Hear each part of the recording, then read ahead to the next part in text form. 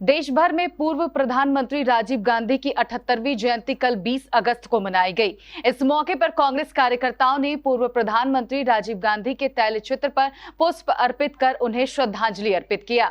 इसी क्रम में कल कटिहार के मनिहारी प्रखंड में मनिहारी विधायक मनोहर प्रसाद सिंह के आवास पर एक श्रद्धांजलि कार्यक्रम का आयोजन किया गया, जिसमें कांग्रेस नेता अब्दुल मन्नान, मुन्ना सिंह, पप्पू चौधरी, मुख्तार आलम, रजी इमाम और प्रदीप चौधरी सहित कई कांग्रेस कार्यकर्ता शामिल हुए।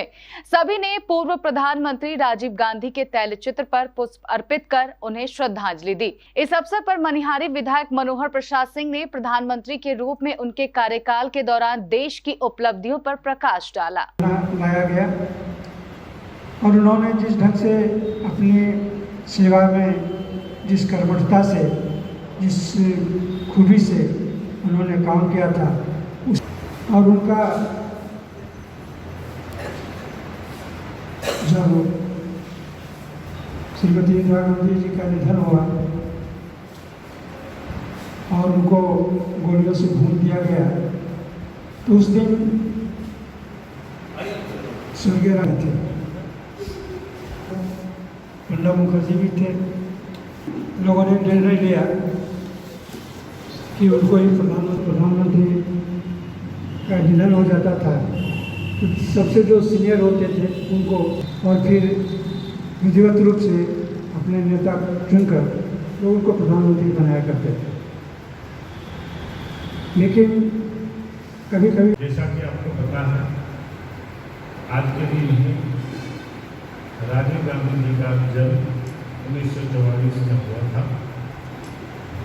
जन्म के उपरांत ही वो जब बड़े बड़े राजनीतिक मोड़ उनका 1981 जब राजनीतिक क्षेत्र में आने के बाद यूं कहें कि उस समय से ही राजनीतिक पदार्पण उनका होना शुरू हो गया था।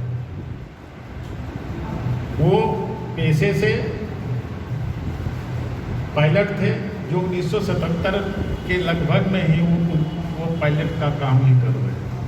स्वर्गीय राजीव गांधी की जयंती हम लोग प्रतिवर्ष मनाते हैं और उन्होंने जो भारत के लिए काम किया उसका भी हम लोग आकलन करते हैं, उसको उतारने का प्रयास करते हैं। उनकी जो सादगी थी, उनकी जो सहजता थी, उनकी जो ईमानदारी थी, उसके संबंध में हम लोग बात करते हैं। और अगर यहाँ कंप्यूटर युग का आरंभ हुआ तो उसका जनक वही थी, क्योंकि उसके पहले कंप्यूटर का उतना उपयोग नहीं हो पाता था।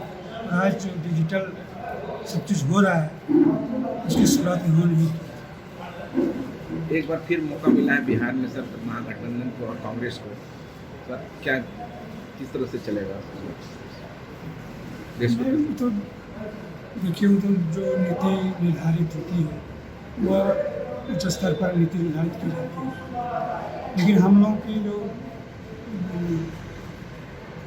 धारणा है या हम लोग जो चाहते हैं कि विधि व्यवस्था बनी रहे, जो भ्रष्टाचार है उस पर अंकुश रहे और लोगों को नौकरी मिले, लोग जो बेतहाशा जो हमारे यहाँ महंगाई है उस महंगाई पर नियंत्रण हो और लोगों में अमन चैन कायम हो।